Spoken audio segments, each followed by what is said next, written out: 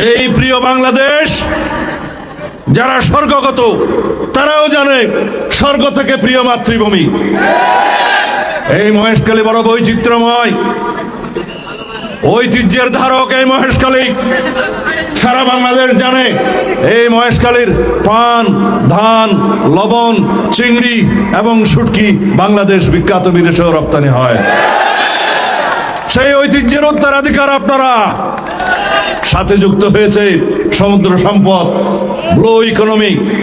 কিন্তু এই সমুদ্র বন্দর ইনশাআল্লাহ দক্ষিণ এশিয়ার মধ্যে সবচাইতে বড় বন্দর হবে, অর্থনৈতিক হাব হবে দক্ষিণ এশিয়ার। আমরা যেই মহেশখালীকে নিয়ে স্বপ্ন দেখতাম, যেই কুতুবদিয়াকে নিয়ে স্বপ্ন দেখতাম, যে কক্সবাজারের পানি, সমুদ্র, পর্যটনকে দিয়ে স্বপ্ন দেখতাম, সেই স্বপ্ন পরিপূরণ হবে ইনশাআল্লাহ শতভাগ।